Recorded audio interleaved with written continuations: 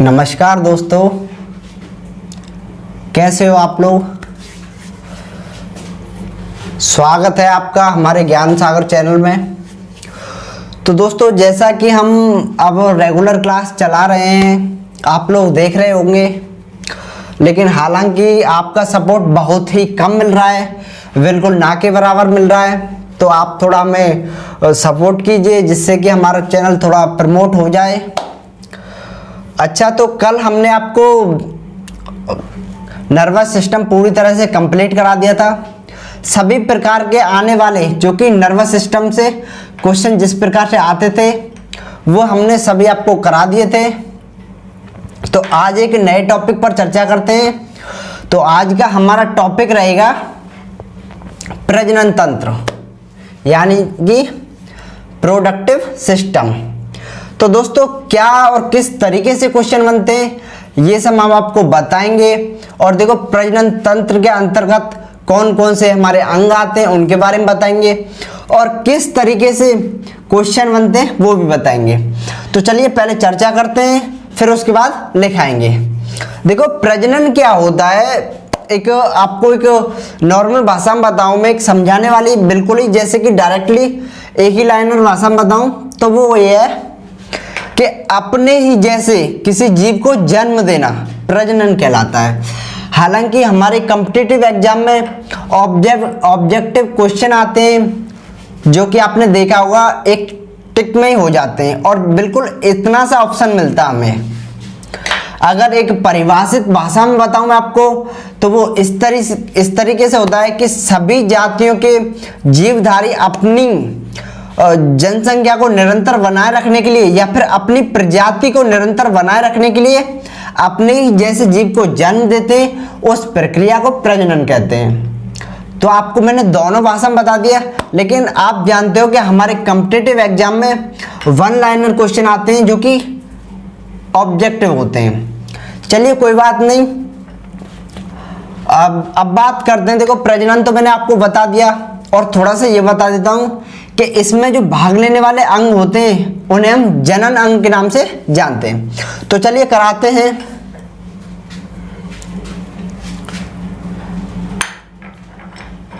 देखिए, प्रजनन तंत्र,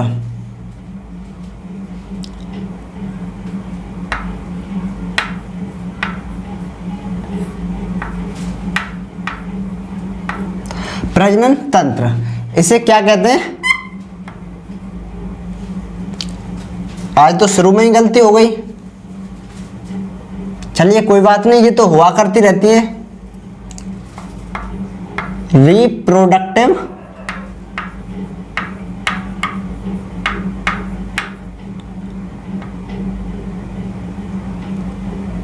रिप्रोडक्टिव सिस्टम। देखिए, जैसा कि मैंने आपको बताया था, प्रजनन क्या होता है, अपने ही जैसे जीव को जन्म देना, जीव को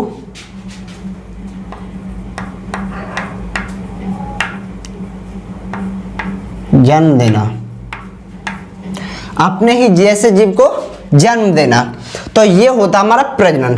अब थोड़ा बता देते हैं। देखो, मनुष्य में इसके जो प्रजनन के जो अंग होते हैं जिन्हें हम जनन अंग के नाम से जानते हैं, उनकी संख्या मनुष्य में कितनी होती है और महिलाओं में कितनी होती है, यानी कि एक महिला और पुरुष की बता देंगे। फिर आपको बताएंगे कि मनुष्य यानी जो पुरुष होता है उसके जो जनन अंग होते हैं वो कितनी उम्र में क्रियाशील हो जाते हैं, और इसी तरह महिला के। तो चलिए देखते हैं। मनुष्य में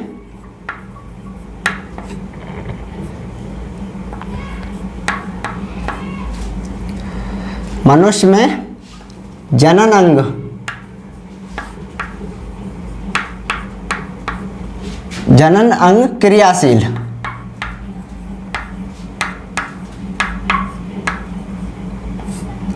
तो मैं आपको दोनों के बारे में बता दूंगा। पहले बताता हूं मैं आपको पुरुष में या फिर नर, जो कि नर और पुरुष एक ही बात है। तो उसमें हो जाते हैं हमारे 15 वर्ष की एज में उम्र। अच्छा, अब बात करते हैं मादा यानी कि महिला।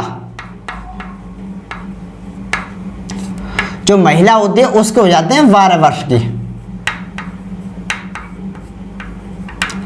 12 वर्ष उम्र में।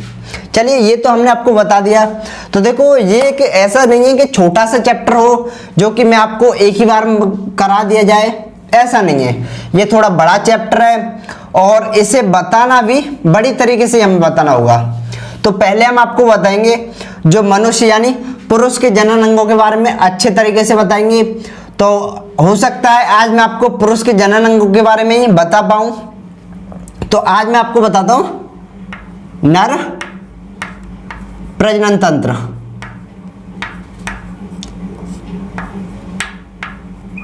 यानी जो हमारा पुरुष का प्रजनन तंत्र होता है उसके अंतर्गत के कौन कौन से हमारे जनन अंग आते हैं उनके बारे में। तो देखिए, और रही बात अगर हमारी महिला जनन तंत्र की या प्रजनन तंत्र की, तो वह मैं आपको कल बता दूंगा। नर में, सॉरी नर नहीं, मनुष्य, मनुष्य में, हाँ देखिए, मनुष्य एक लिंगी प्राणी है।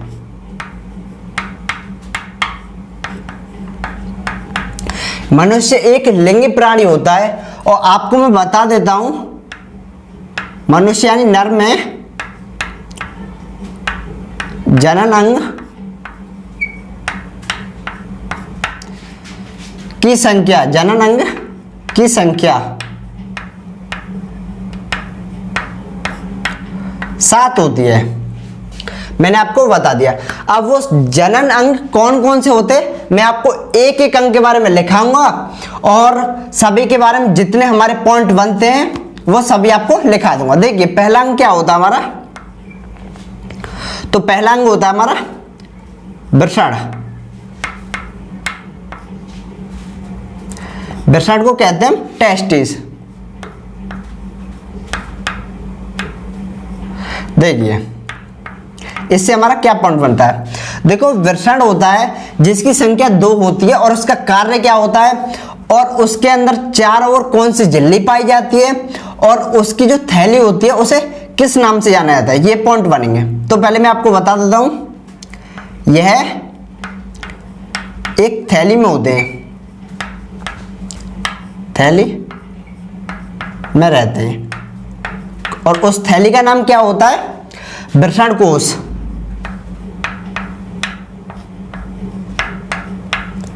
उस थैली का नाम होता है वृषण कोश।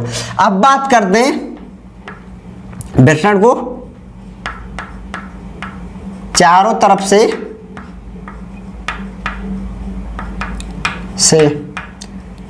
घेरे रहती है, एक घेरे रहती है और वो क्या होती है, झिल्ली होती है पेरिटोनियम नाम की, पेरिटोनियम। चारों तरफ से घेरे पेरिटोनियम झिल्ली, जो कि वृषण होता है जिनकी संख्या 2 होती है, उन्हें चारों तरफ से घेरे हुए रहती है वो। तो मैंने आपको लिखा दिया। अब थोड़ा बता देता हूं इसका कार्य क्या होता है। देखिए कार्य इसका क्या होता है और किस प्रकार होता है। तो इसका कार्य होता है, आपने शुक्राणु नाम सुना होगा जिसे हम स्पर्म कहते हैं, शुक्राणु का निर्माण करना।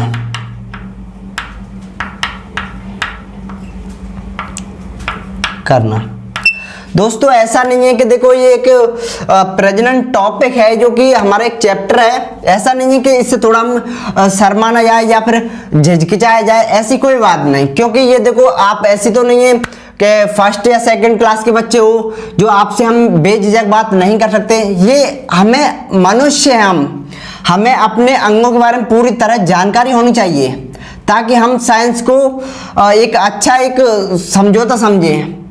चलिए देखते हैं, ये वृषण बता दिया। अगला सेकंड वाला बताते हैं जो कि होता है अधिवृषण।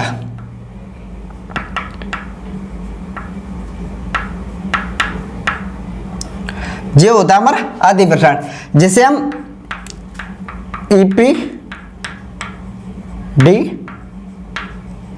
डायमस, ईपीडी डायमस के नाम से जानते हैं। अब देखिए इसका क्या कार्य होता है, इसका कार्य क्या होता है, जैसे मैंने आपको बताया जो वृषण होता है वो शुक्राणु का निर्माण करता है, और ये जो अधिवृषण होता है वो शुक्राणु को संग्रह करता है।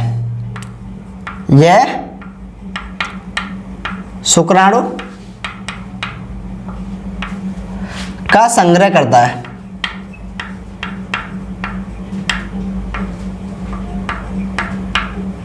इससे बस एक यही पॉइंट बनता है एकमात्र, जैसा कि मैंने आपको लिखा दिया। चलिए अब अगला पॉइंट यहां पे लिखा देते हैं, एक पॉइंट और। तो अब बताते हैं हम आपको शुक्र वाहिनियों के बारे में। शुक्र वाहिनियां तो क्या होती है शुक्र वाहिनियां?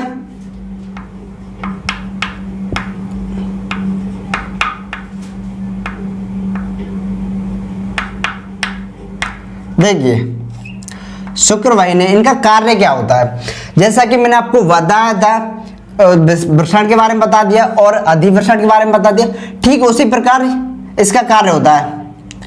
यह शुक्राणु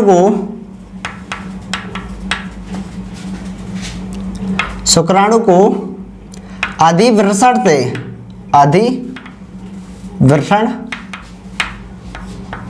से यह शुक्राणु को अधिवृषण से शुक्राशय में ले जाने का कार्य करते हैं। में ले जाने का कार्य करते हैं। देखिए दोस्तों, मैंने जो शुक्र वाहिनियां, जो कि हमारा तीसरा अंग होता है, उसके बारे में आपको बता दिया। चलिए और भी अंगों के बारे में हम आपको बताएंगे, लेकिन उससे पहले क्या है कि हम इसे मिटा देते हैं ताकि आपको आगे से लिखा सकें।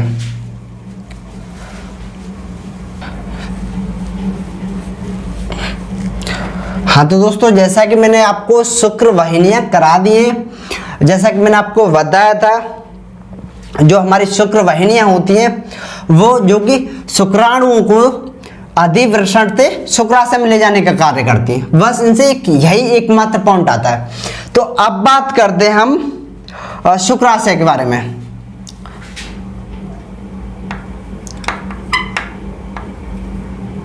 शुक्राशय के बारे में देखिए, इससे क्या पॉइंट बनता है। जो शुक्राशय होता है इसकी संख्या हमारे शरीर में 2 होती है। दोनों ओर के शुक्राशय मिलकर और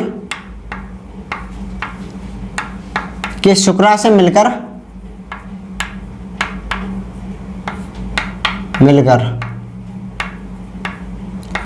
एक नली का निर्माण करते हैं। एक नली का निर्माण करते हैं, उससे बोलते हैं स्खलन नली। आपकी जानकारी के लिए मैं बता देता हूं, जो स्खलन नली होती है, जो कि हमारे इसका जो द्वार होता है वो मूत्र मार्ग में खुलता है, जो कि मैं आपको यहां पे लिखाता हूं। यह मूत्र मार्ग में खुलती है। यह मूत्र मार्ग में खुलती है, जो कि स्खलन नली होती है वह मूत्र मार्ग में खुलती है। अच्छा, ये हमने शुक्राशय बता दें, जो कि हमारा चौथा अंग था। अब बात करते हैं 5वां अंग। देखिए 5वां अंग हमारा क्या होता है, शुक्राशय करा दिया। अब बात करते हैं हम मूत्र मार्ग की। 5वां अंग जो कि मूत्र मार्ग है। देखिए, और इसे हम यूरेथ्रा भी कहते हैं। देखिए इससे किस प्रकार क्वेश्चन बनता है। देखो, मूत्र मार्ग का जो कार्य होता है वो ये होता है कि यह मूत्र त्यागने के अतिरिक्त मैथुन के समय वीर्य स्खलन का कार्य करता है। यह मूत्र त्यागने के अतिरिक्त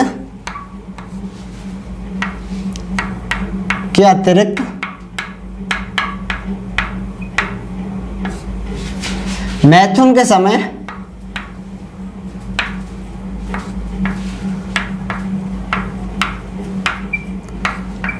वीर्य स्खलन का कार्य करता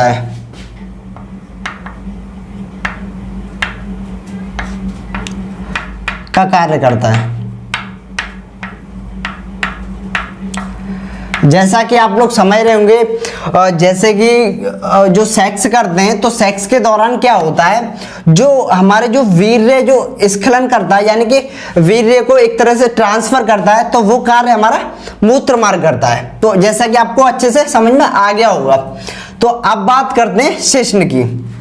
देखो शिश्न क्या होता है, जिसे हम पेनिस कहते हैं, जो कि हमारा 6वां जनन अंग है, शिश्न, जिसे पेनिस कहते हैं। अच्छा देखिए, शिश्न जिसे हम पेनिस कहते हैं, सबसे पहले तो ये बता देते हैं कि यह वना किसका होता है। तो यह वना होता है स्पंजी ऊतकों का बना होता है।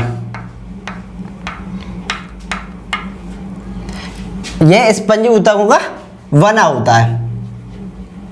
तो वना होता है ये स्पंजी ऊतकों का। मैं आपको बता देता हूं, देखो स्पंजी ऊतक यानी कि क्या होता है, होते तो नॉर्मल ऊतक ही हैं, पर उनमें थोड़ा गुण होता है, और वो गुण होता है उत्तेजना का। उत्तेजना यानी कि उत्तेजित करता है। तो उत्तेजित का मतलब आप भली भांति अच्छे से जानते होंगे कि उत्तेजित करना क्या होता है। चलिए मैंने आपको ये बता दिया कि स्पंजी ऊतकों का बना होता है, और बता देता हूं इसका जो फूला हुआ भाग होता है उसे क्या कहते हैं। इसका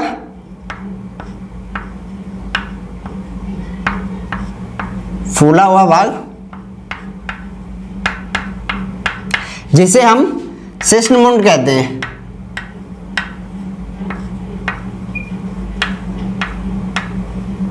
जिसे हम शिश्नमुंड कहते हैं, जैसा कि मैंने आपको बता दिया।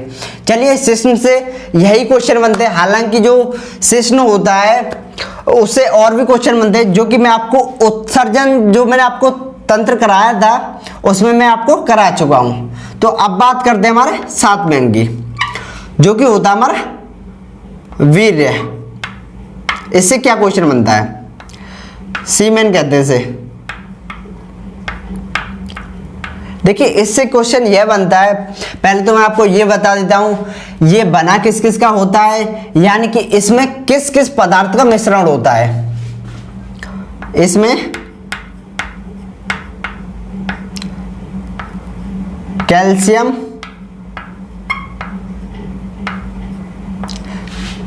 साइट्रेट, और होती है हमारी प्रोटीन होती है, और कार्बोहाइड्रेट होती है,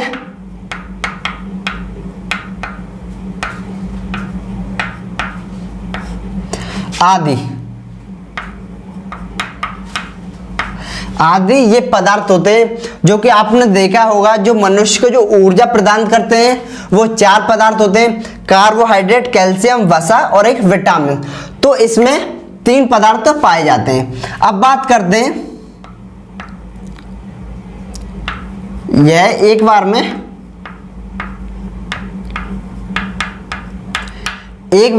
3 ml निकलता है। 3 ml जो मनुष्य का जो शिश्न अंग होता है वो एक बार में 3 ml वीर्य का ट्रांसफर करता है या फिर स्खलन करता है। तो जैसा कि मैंने आपको बता दिया दोस्तों, और तो काफी क्वेश्चन है, लेकिन जो हमारे नर जनन अंग से आते हैं वो मैंने आपको सारे प्रकार के क्वेश्चन बता दिए। हालांकि इनसे ज्यादा क्वेश्चन नहीं आते, लेकिन जितने भी आते हैं या फिर आ चुके हैं उनके बारे में मैंने आपको भली बात ही बता दिया है। तो कल की वीडियो में हम आपको मादा जनन अंग के बारे में बताएंगे किस प्रकार होता है, यानी काफी अंग होते हैं। तो सभी अंगों के बारे में बारी बारी से आपको बताएंगे। तो दोस्तों चलो, मैंने आपको ये बता दिया, आप थोड़ा विदा लेते हैं हम, और कल की वीडियो में फिर मिलते हैं आपको मादा जनन अंग के बाद, मादा जनन अंग के साथ। चलिए चलते हैं, धन्यवाद।